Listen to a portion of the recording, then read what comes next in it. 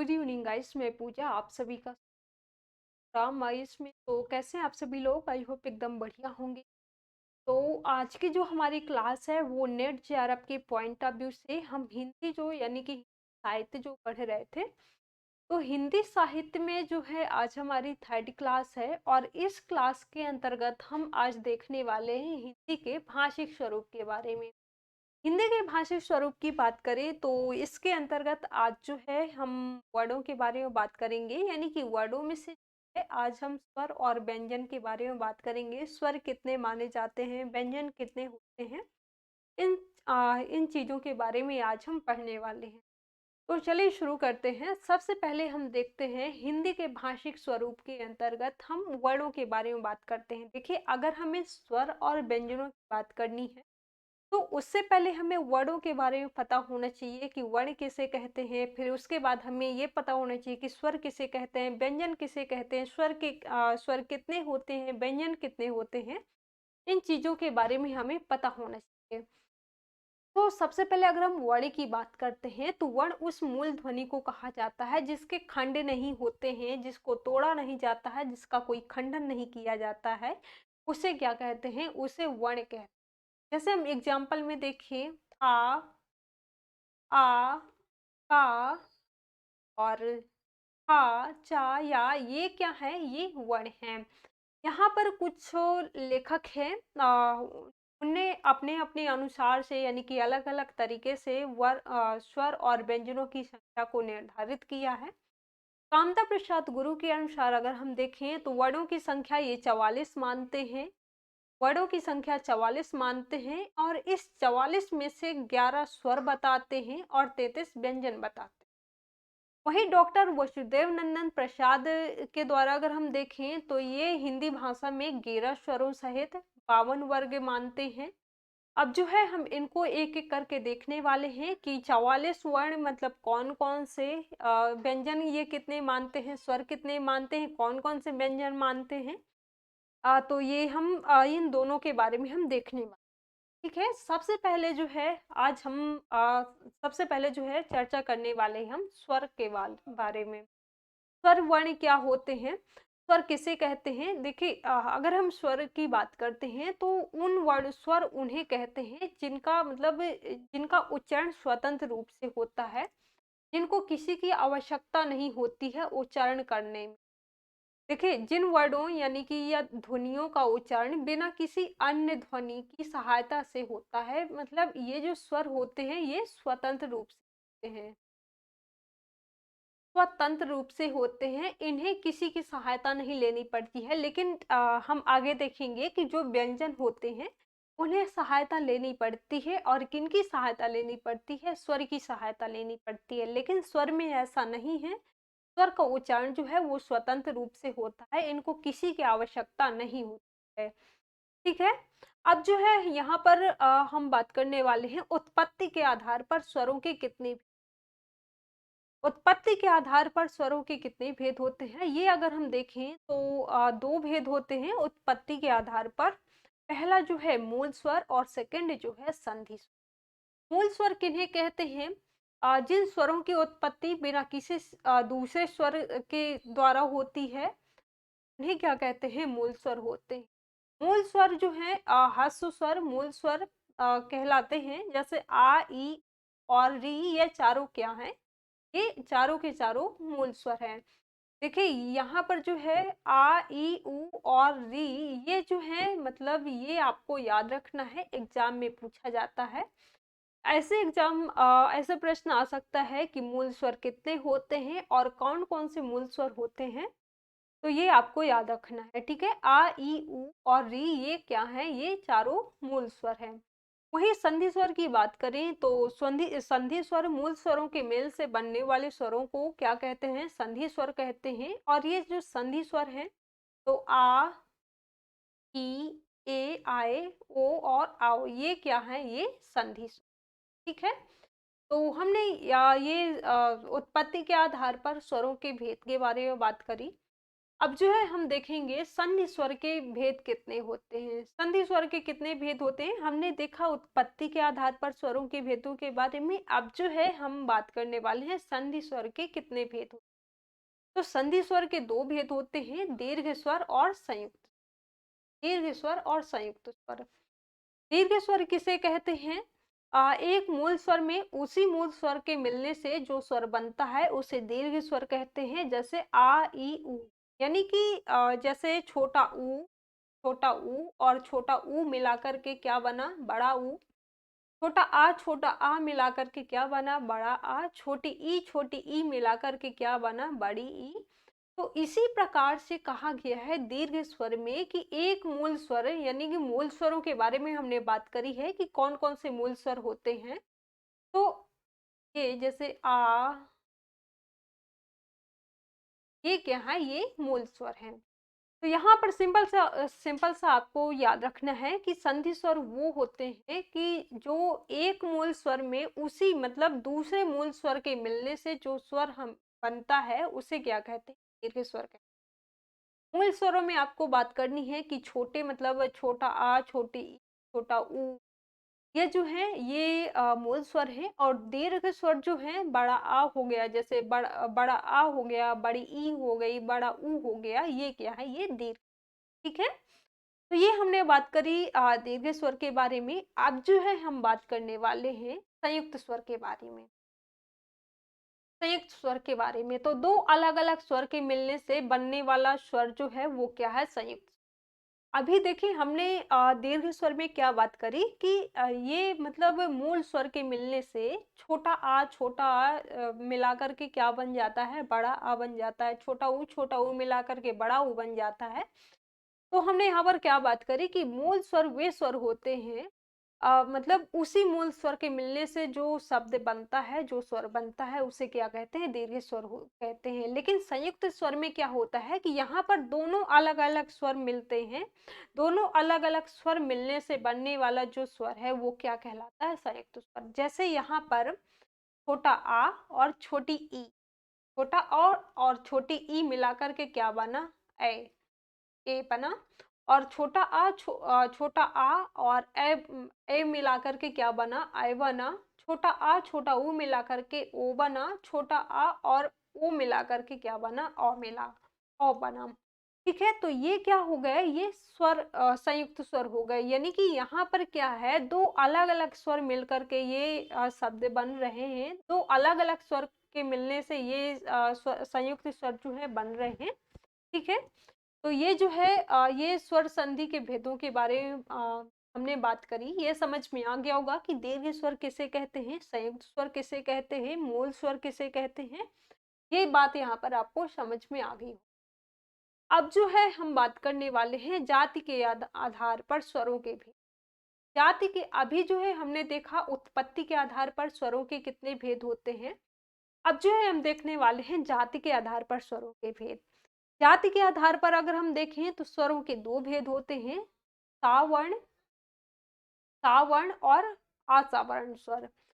सावर्ण स्वर कौन कौन से होते हैं? एक ही स्थान और प्रयत्न से उत्पन्न स्वर जो है सावर्ण, या फिर हम कहें कि स्वर या सजाती स्वर कहलाते हैं। जैसे छोटा आ, बड़ा आ, छोटी ई, बड़ी ई, छोटा ऊ, बड़ा ऊ, ये क्या है? ये सावर्ण है। यहाँ पर आपको सिंपल सा याद रखना है। सावर्ण में ये जो है ये नहीं पूछा जाता है, लेकिन इसके पहले जो हमने बात करा, अ, जो हमने देखा कि संयुक्त स्वर कितने होते हैं, मूल स्वर कितने होते हैं, ये जो हमने देखा, तो ये आपको जरूरी याद रखना है, एग्जाम में आते हैं।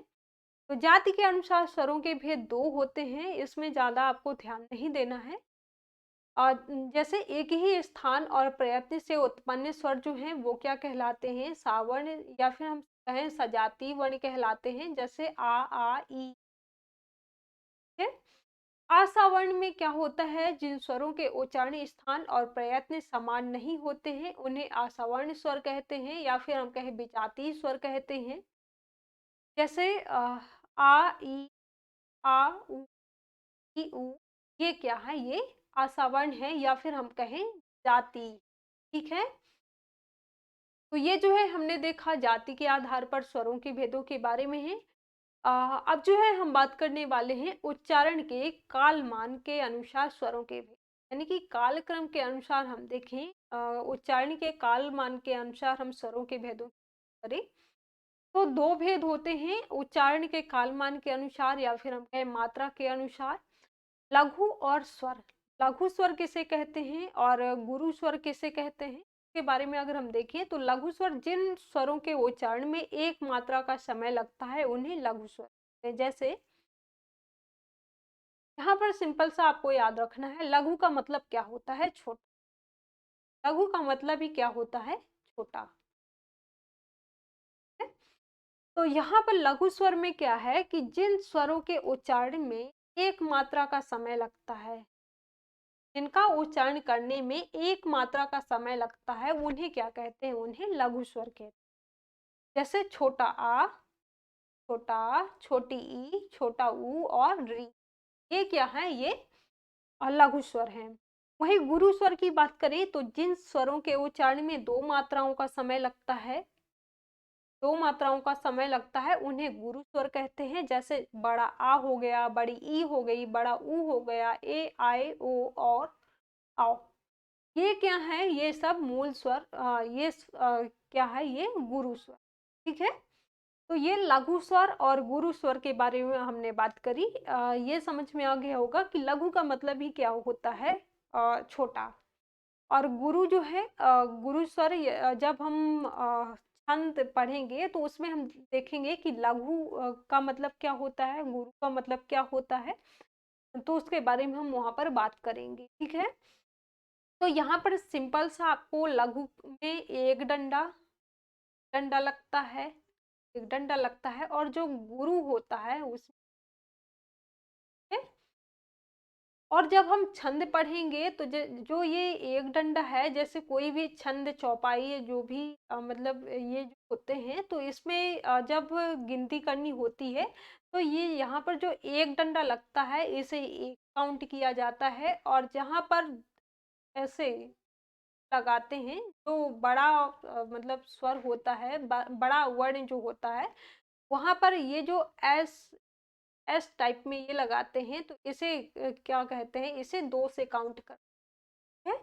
तो ये चीज हम वहां पर पढ़ने वाले हैं। तो ये चीज समझ में आगे होगी कि स्वर, लघु स्वर किसे कहते हैं, गुरु स्वर किसे कहते हैं।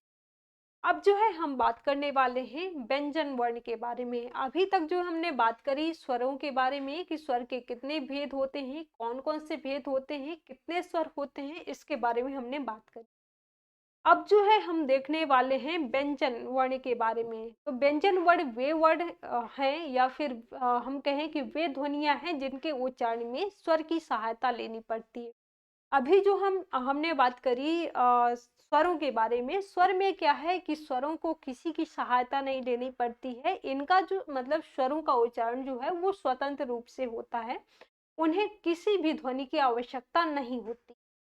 लेकिन व्यंजन में ऐसा नहीं है, व्यंजनों को स्वरों की सहायता लेनी पड़ती है, और हम आगे देखने वाले हैं कि कैसे इनको स्वरों की सहायता लेनी पड़ती है। हम कैसे कह सकते हैं कि व्यंजनों को स्वरों स्वरों की सहायता लेनी पड़ती है। तो व्यंजन वे वर्ण होते हैं, वे ध्वनियां होती हैं जिनके उच्चारण में स्वर वर्ण की सहायता लेनी पड़ती है।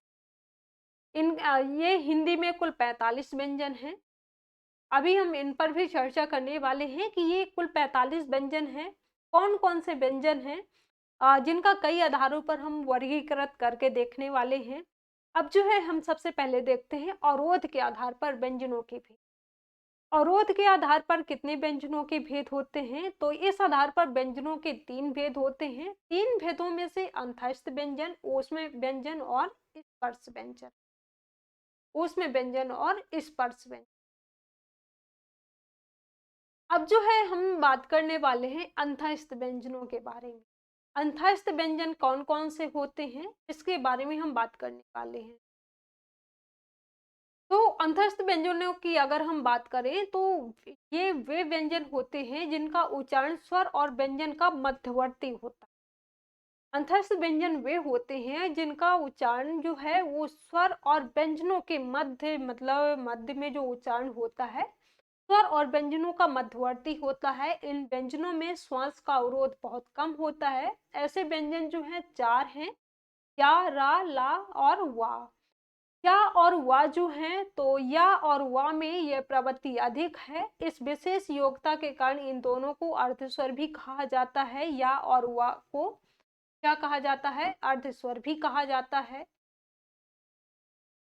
ठीक है, तो ये जो है ऐसे यहाँ पर आ सकता है एग्जाम में कि मतलब जैसे या, रा, ला और वा, ये ऐसे पेपर में आ सकता है और इसमें से आप पूछ सकता है कि अंतस्थ व्यंजन है, या फिर उसमें असंगर्थी व्यंजन है, या फिर स्पर्श व्यंजन है। ठीक है, तो इसमें आपको ज्यादातर ये चीज जो है, अंतस्थ व्यंजन के अंतर्गत 4 स्वर 4 वर्ण आते हैं। कौन कौन से? या, रा, ला और वा। वहीं हम ऊष्म या संघर्षी व्यंजन की बात करें तो ऊष्म या संघर्षी व्यंजन जो है, ये वे व्यंजन होते हैं जिनके उच्चारण में विशेष रूप से श्वास का घर्षण होता है। जैसे जीभ तथा होठों के निकट आने के कारण इनके उच्चारण में वायु रगड़ खाती हुई बाहर को निकलती है। इसी से संघर्ष यानी कि घर्षण होता है, और ये जो है ये संख्या में 4 होते हैं। ठीक है, ये संख्या में जो है 4 होते हैं। सा और खे और सा, हा, ये संख्या में 4 होते हैं। ठीक है, देखिए यहाँ पर इनके अंतर्गत आपको ये चीज याद रखनी है। एग्जाम में ऐसे आता है कि अंतस्थ व्यंजनों की संख्या कितनी होती है, उसमें संघर्षी व्यंजनों की संख्या कितनी होती है, स्पर्श व्यंजनों की संख्या कितनी होती है, ऐसे एग्जाम में आ सकता है। ठीक है, तो अंतस्थ व्यंजन 4 होते हैं, उसमें व्यंजन 4 होते हैं, और अंतस्थ व्यंजन या, रा, ला होते हैं। उसमें व्यंजन जो है वो सा, खे, सा होते हैं। ठीक है, अब जो है हम बात करने वाले हैं स्पर्श व्यंजन के बारे में। स्पर्श व्यंजन ये वे व्यंजन होते हैं जिनके उच्चारण में जीभ या निचला होंठ उच्चारण स्थान का स्पर्श करके वायु को रोकता है। ये क्या कहलाते हैं? स्पर्श व्यंजन। अब जो है हम इनको देखने वाले हैं। इन व्यंजनों को उच्चारण के आधार पर 5-5 वर्गों में बांटा गया है। मतलब 5 वर्ग में 5-5 की संख्या में बांटा गया है जो स्पर्श व्यंजन होते हैं।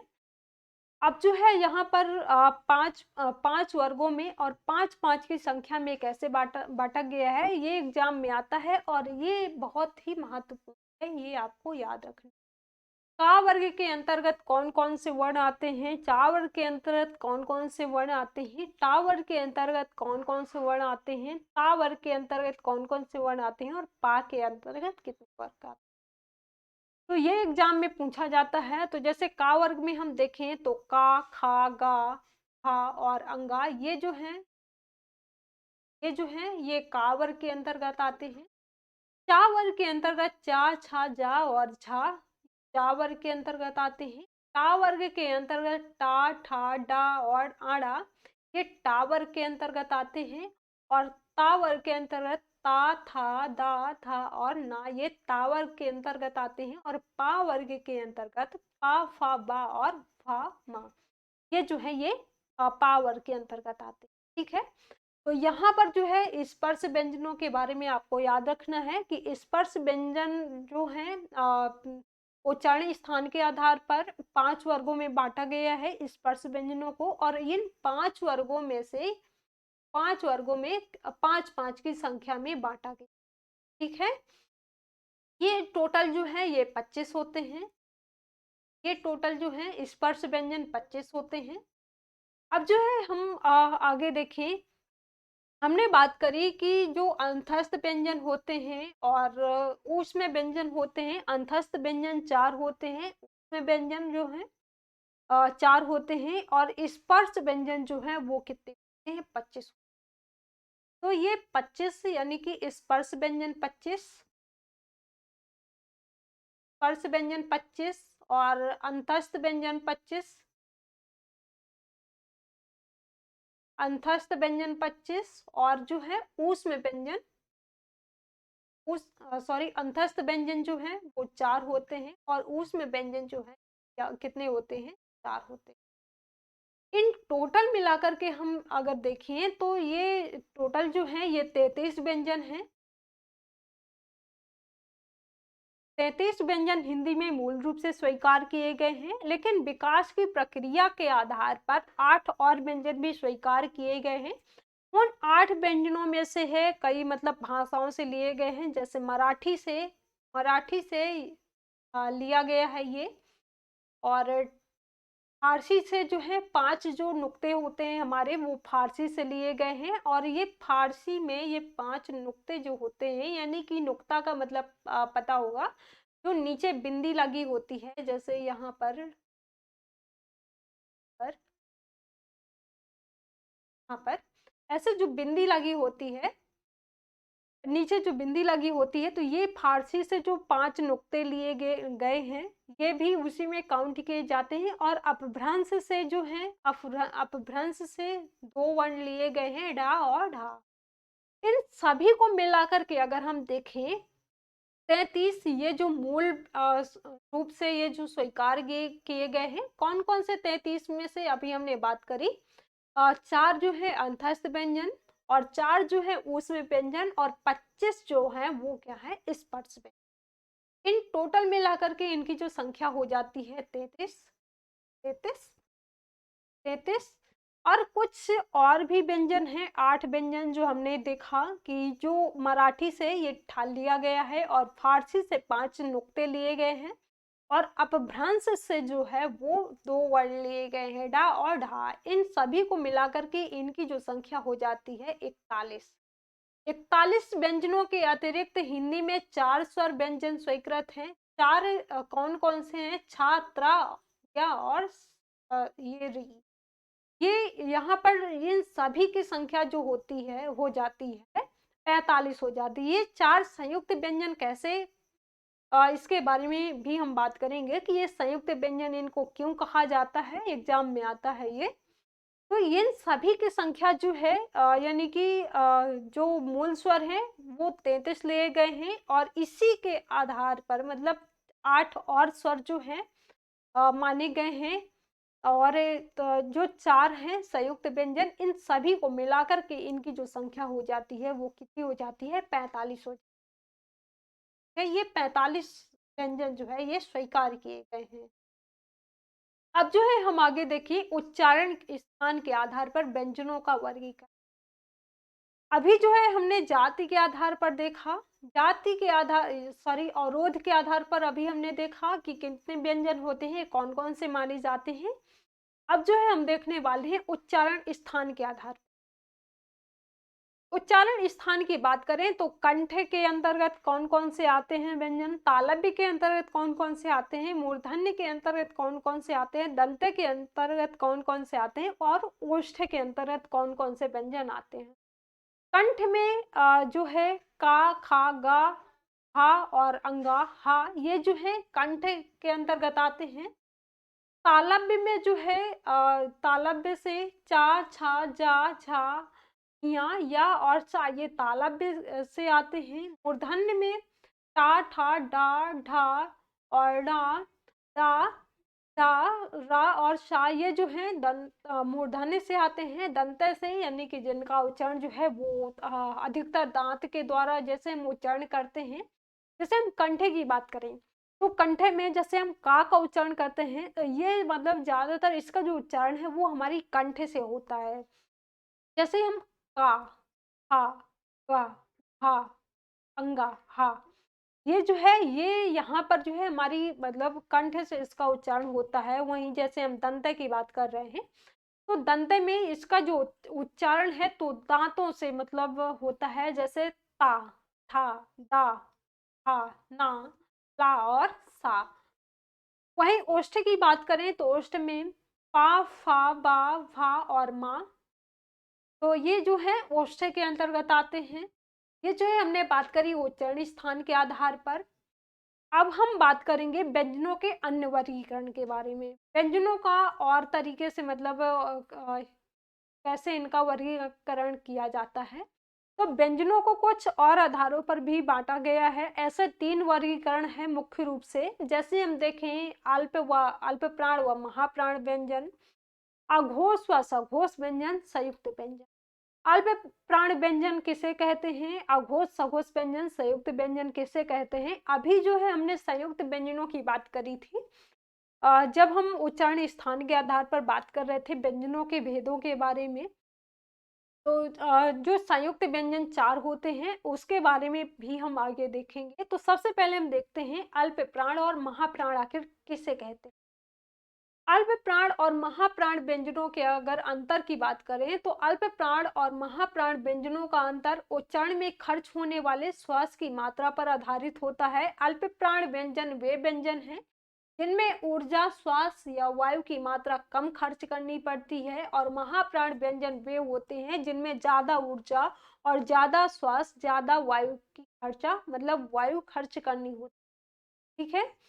एक सामान्य नियम यह भी कहा जाता है कि अल्प प्राण ध्वनियां वे हैं जो हा जोड़ दिया जाता है तो वे क्या कहलाती हैं, महाप्राण बन जाती हैं।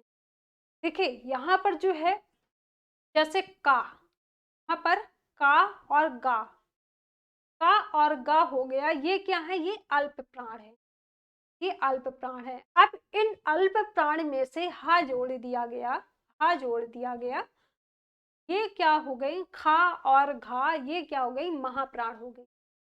इसमें से सिंपल सा आपको इसकी परिभाषा में याद रखना है कि अल्प प्राण वे होते हैं, अल्प प्राणों में कम श्वास, कम वायु, कम मतलब है इसमें जब हम उच्चारण करते हैं अल्प प्राण में तो हमें उच्चारण करते वक्त हमें मतलब कम मेहनत होती है, कम हमें ऊर्जा खर्च करनी पड़ती है। लेकिन महाप्राण जो होते हैं उसमें हमें ज्यादा श्वास, ज्यादा ऊर्जा की आवश्यकता होती है।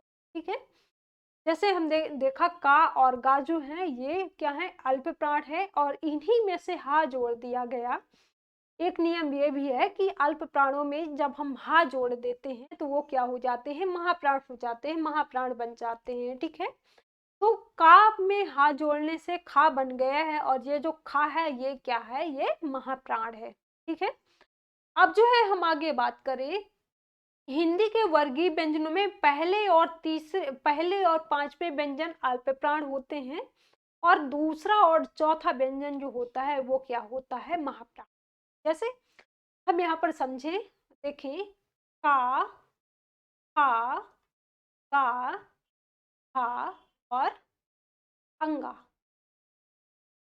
अभी हमने इसमें परिभाषा में क्या देखा कि हिंदी के वर्गीय व्यंजनों में पहले और तीसरे, पहला यानी कि का हो गया और गा, का और गा ये क्या है, पहले और तीसरे और पांचवें व्यंजन क्या है, अल्प प्राण होते हैं।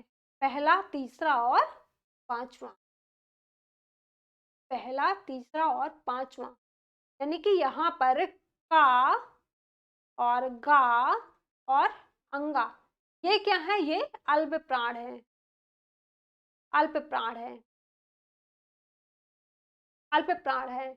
अब यहाँ खा, खा और घा, यानी कि दूसरा और चौथा व्यंजन जो है वो क्या है, महाप्राण है। खा, खा और घा ये क्या है, ये महाप्राण है, महाप्राण है। तो ये याद रखना है, अल्प प्राण और महाप्राण पूछा जा सकता है, तो आपको सिंपल सा आपको यही याद रखना है कि अल्प प्राण जो वे होते हैं जो पहला, तीसरा और पांचवा, पहला, तीसरा और पांचवें व्यंजन जो हैं वो क्या कहलाते हैं, अल्प प्राण कहलाते हैं, और दूसरा और चौथा व्यंजन वो क्या कहलाते हैं, महाप्राण कहलाते हैं। ठीक है। तो ये हमने बात करी अल्प प्राण और महाप्राण व्यंजनों के बारे में। अब जो है हम बात करने वाले हैं अघोष और सघोष के बारे में। अघोष और सघोष व्यंजन का मूल अंतर यह है कि सघोष व्यंजन के उच्चारण में स्वर तंत्री के अधिक कंपन के कारण आवाज काफी भारी निकलती है, जबकि अघोष व्यंजन में स्वर तंत्री के कम कंपन के कारण आवाज अधिक भारी नहीं होती है। हिंदी व्यंजनमाला में वर्गीय व्यंजनों में पहले दो व्यंजन जो है वो अघोष कहलाते हैं, और तीसरे जो मतलब अंतिम के तीन व्यंजन होते हैं वो क्या कहलाते हैं, सघोष कहलाते हैं। ठीक है। इसमें से आपको जैसे अल्प प्राण और महाप्राण में हमने देखा, तो अल्प प्राण में कौन-कौन से व्यंजन होते हैं, महाप्राण में कौन-कौन से व्यंजन होते हैं, ये चीज़ आपको इसमें याद रखनी है। और सेम वही चीज़ आपको सघोष और अघोष, देखिए इसकी जो है परिभाषा नहीं आपसे पूछी जाएगी। जैसे अल्प प्राण और महाप्राण में देखा, सेम वैसे ही आपको सघोष और अघोष में भी पूछा जाएगा। सघोष के अंतर्गत कौन-कौन से व्यंजन आते हैं, सघोष व्यंजन कौन-कौन से होते हैं, अघोष व्यंजन कौन-कौन से होते हैं, तो ऐसे आपके एग्जाम में आ सकता है, ठीक है। तो अघोष और सघोष व्यंजनों में हमने क्या बात करी कि हिंदी व्यंजन माला में वर्गीय व्यंजनों में पहले दो व्यंजन, यानी कि स्टार्टिंग के दो व्यंजन जो है वो क्या है, अघोष है, और अंत मतलब बाद के जो तीन व्यंजन हैं वो क्या है, सघोष है। ठीक है, बाद के जो तीन व्यंजन है वो सघोष है। जैसे हम यहाँ पर बात करें, का, खा, का, खा और अंग है। ये जो है वर्ण जो है हमने बात करी कि यह 5-5 की संख्या में होते हैं। वहीं चा, था, जा, था और ई, ता, था, जा, था, आड़ा, ता, था, दा, था, यानी कि इनमें से, इन व्यंजनों में से कोई भी जितने हमारे व्यंजन होते हैं, इनमें से जो पहला और दूसरा, जैसे का और खा, चा और छा, टा, ठा, यही होता पा, फा, पा, फा, फा और फा, मतलब जितने भी हमारे व्यंजन होते हैं, पहला और दूसरा, पहले और दूसरे व्यंजन जो है वो क्या है, अघोष हैं। पहले और दूसरे व्यंजन जो हैं, पहला और दूसरा, पहला और दूसरा व्यंजन क्या है, अघोष है, अघोष है। और अंतिम मतलब बाद की जो तीन व्यंजन हैं, जैसे गा, घा, अंगा, चा, झा, इया, डा, ढा, अड़ा, दा, धा, ना, ये बाद के जो तीन व्यंजन हैं वो क्या है, सघोष। बाद के जो तीन व्यंजन हैं वो क्या है, बाद के तीन व्यंजन ये सघोष हैं, ये सघोष, ठीक है। तो ये हमने बात करी अघोष और सघोष के बारे में। अब जो है हमने देखा था संयुक्त व्यंजन चार होते हैं, ये तो हमें पता था कि चार होते हैं, लेकिन कौन कौन से होते हैं और इन्हें संयुक्त व्यंजन क्यों कहा गया है। तो संयुक्त व्यंजन दो या दो से अधिक व्यंजनों के मेल से बनते हैं, दो या दो से अधिक व्यंजनों के मिलने से बनते हैं, उन्हें क्या कहते हैं, उन्हें संयुक्त व्यंजन कहते हैं। हिंदी वर्णमाला में चार संयुक्त व्यंजन हैं, था, त्रा, ज्ञा और री। था, त्रा, ज्ञा और री। था, इन्हें संयुक्त व्यंजन देखिए क्यों कहा गया है, का और सा मिलाकर के छा, यानी कि छा छतरी बनी। ता और रा मिलाकर के ता त्रिशूल बना। जा और ज्ञा मिलाकर के ज्ञानी बनी, और सा और रा मिलाकर के क्या बना, री बना, ठीक है। तो ये आपको ये भी एग्जाम में पूछा जाता है कि संयुक्त व्यंजन कौन कौन से हैं। जैसे यहाँ पर हम संयुक्त व्यंजनों के बारे में अगर बात करें तो ऐसे आ सकता है, खा, का और टा, ऐसे मतलब काफी सारे वर्ण दिए जा सकते हैं और उसमें से एक संयुक्त व्यंजन दिया जा सकता है। वहां पर प्रश्न आ सकता है कि इनमें से कौन सा संयुक्त व्यंजन है। तो यहाँ पर आपको सिंपल सा आपको याद रखना है कि संयुक्त व्यंजनों की संख्या जो है चार होती है, और वो चार जो संयुक्त व्यंजन है कौन कौन से होते हैं, छा, त्रा, ज्ञा और री, ठीक है। तो ये हमने बात करी संयुक्त व्यंजनों के बारे में। अब जो है हम बात करेंगे अयोगवाह ध्वनियों के बारे में। अयोगवाह ध्वनियां कौन कौन सी होती हैं इसके बारे में हम बात करेंगे।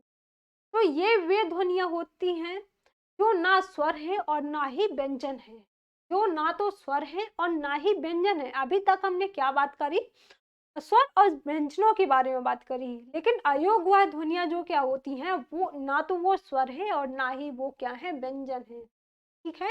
ये स्वर इसलिए नहीं है कि इनके स्वर तंत्र गति नहीं है, और व्यंजन इसलिए नहीं है कि ये स्वरों के बाद आती है, उनसे पहले नहीं आती हैं। ऐसे तीन ध्वनियां हैं हमारे पास, अनुस्वार, अनुनासिक और विसर्ग। अनुस्वार ध्वनियाँ कौन-कौन सी होती हैं, अनुनासिक ध्वनियाँ कौन-कौन सी होती हैं, विसर्ग ध्वनियाँ कौन-कौन सी होती हैं, इसके बारे में हम आगे चर्चा करने वाले हैं, ठीक है? तो सबसे पहले हम अनुस्वार की बात करें, तो अनुस्वार एक नासिक ध्वनि होती है, यानी कि इसका उच्चारण जो है वो नाक से होता है। नाक से अब कैसे होता है इसको हम आगे देखेंगे कि नाक से जब हम उदाहरण में देखेंगे तो समझ में आ जाएगा। अनुस्वार का अर्थ होता है अनु प्लस स्वर, अर्थात स्वर के बाद आने वाला, अर्थात जो नासिक ध्वनियां स्वर के उच्चारण के बाद आती हैं, जैसे गंगा। हमने यहाँ पर क्या बात करी कि इसका जो यानी कि अनुस्वार ध्वनियों का जो उच्चारण है वो नाक से होता है, नाक से होता है, नाक से होता है, यानी कि जब हम इनका उच्चारण करते हैं तो हमें नाक में ज्यादा जोर डालनी पड़ती है, ठीक है? कैसे?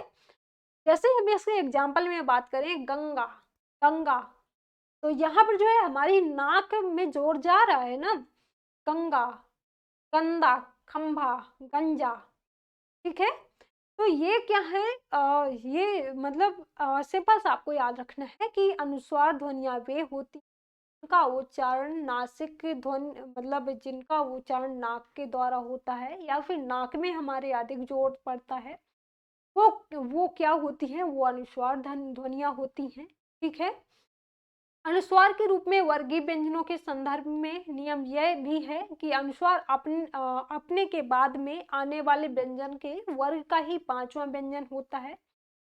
पांचवा व्यंजन कौन सा? अभी हमने स्वर और व्यंजनों के बारे में बात करी, तो जैसे हमने बात करी का, आ, गा, घा और अंगा। ये जो पांचवा व्यंजन है, ये क्या है? ये पांचवा व्यंजन अनुस्वार है। अनुस्वार अपने के बाद में आने वाले व्यंजन के वर्ग का पांचवा व्यंजन होगा वो, ठीक है?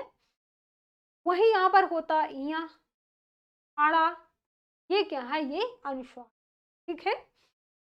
यहाँ पर हमने देखा एग्जाम्पल में, जैसे गंगा हो गया, गंदा हो गया, खंभा हो गया, गंजा हो गया, ये जो क्या है, ये अनुस्वार है, ठीक है? अब हम आगे बात करें अनुनासिक। अनुनासिक ध्वनियां कौन कौन सी होती हैं? वह नासिक ध्वनि जो स्वर के साथ जोड़कर बोली जाती हैं। इसके संकेत के रूप में आ के स्थान पर चंद्र बिंदु तथा ए व ओ की मात्रा के साथ बिंदु का प्रयोग किया जाता है। जैसे अनुनासिक ध्वनियों की बात करें तो यहाँ पर क्या कहा गया है कि आ, जब छोटा आ और बड़ा आ के स्थान पर जो है चंद्र बिंदु का प्रयोग किया जाता है, और ए और ओ के स्थान पर मात्रा का प्रयोग किया जाता है। ए और ओ के स्थान पर क्या किया जाता है? ए और ओ की मात्रा के स्थान पर बिंदु का प्रयोग किया जाता है, ठीक है? जैसे यहाँ पर बांस, बांस, चौक, बांस, बांस में जैसे यहाँ पर हमने क्या बात करी कि आ और यानी कि छोटा आ और बड़ा आ। यहाँ पर जैसे कोई और शब्द हम लेकर के देखें, जैसे आँख, सॉरी, आँख हो गया जैसे, ठीक है? आँख, तो यहाँ पर जो है क्या आया? बड़ा आ आया ना, तो इसीलिए यहाँ पर जो है हम इसके स्थान पर, इसके ऊपर जो है हम चंद्र बिंदु का प्रयोग। वहीं अगर यहाँ पर जैसे जोंक आया, इसी तरीके से यहाँ पर कोई और वर्ड होता तो हम यहाँ पर बिंदु का प्रयोग करते हैं, बिंदु का प्रयोग। तो ये जो है ये अनुनासिक ध्वनियां हैं। अब विसर्ग ध्वनियां कौन कौन सी होती हैं? ये वह ध्वनि है जो कुछ तत्सम शब्दों में स्वर के बाद हा रूप में उच्चारित होती हैं, जैसे दुख, कहा, प्रायः, अतः। ये क्या है? ये विसर्ग ध्वनि। विसर्ग जैसे हम जब स्वर और व्यंजन हमने पढ़ा था तो स्वरों की संख्या के बारे में भी हमने बात करी थी और व्यंजनों की संख्या के बारे में बात करी थी। तो यहाँ पर जो है विसर्ग ध्वनियां जो हैं, जैसे अंग और आहा, ये जो है ये जो दो बिंदी है ना, ये क्या है? ये हमारी विसर्ग ध्वनियां हैं। जो दो बिंदी हैं ये विसर्ग ध्वनि, ठीक है? अयोग्य ध्वनियां जो है कितनी होती हैं? दो होती हैं, और इसके बारे में हमने बात करी है। तो यहाँ पर जो है विसर्ग ध्वनियां विसर्ग ध्वनियाँ जो ये डबल मतलब डबल बिंदी जो है ये विसर्ग ध्वनियाँ, ठीक है। जैसे दुख, छः, प्रायः, अतः, ये विसर्ग ध्वनियाँ, ठीक है। तो आज जो है हमने देखा हिंदी के भाषिक स्वरूप के बारे में, हमने इसके अंतर्गत बात करी कि स्वर क्या होते हैं, व्यंजन क्या होते हैं, अल्प प्राण महाप्राण क्या होते हैं, सघोष व्यंजन अघोष व्यंजन किसे कहते हैं, संयुक्त व्यंजन किसे कहते हैं, इन सारी चीजों के बारे में आज हमने चर्चा करी।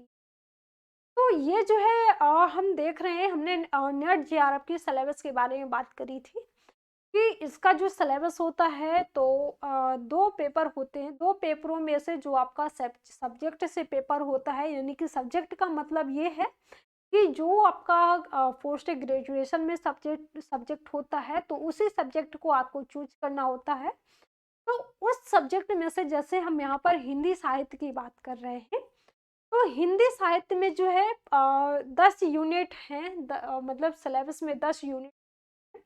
10 यूनिट के अंतर्गत कौन-कौन से इसके अंतर्गत कौन-कौन सी चीज़ें कहाँ-कहाँ से पूछी जाती हैं, क्या-क्या हमको पढ़ना है, उसके बारे में हम बात कर रहे हैं। तो ये जो है हमारी फर्स्ट यूनिट है। फर्स्ट यूनिट के अंतर्गत ये चीज़ें जो है हम देख रहे हैं और मतलब ये थर्ड क्लास है और थर्ड क्लास के अंतर्गत जो आज हमने देखा हिंदी के भाषिक स्वरूप के बारे में देखा। जब ये हमारी फर्स्ट यूनिट के अंतर्गत जितनी भी चीज़ें आती हैं, तो जब ये सारी चीज़ें कवर हो जाएंगी फिर इससे संबंधित जो भी प्रश्न आते हैं आपके एग्जाम में, प्रीवियस ईयर में जितने भी आपके प्रश्न इससे संबंधित पूछे गए हैं, तो इन प्रश्नों को भी हम सॉल्व कर लेंगे, ठीक है। तो चलिए आज का जो लेक्चर है वो हम यहीं पर समाप्त करते हैं। सभी को बाय बाय, थैंक यू।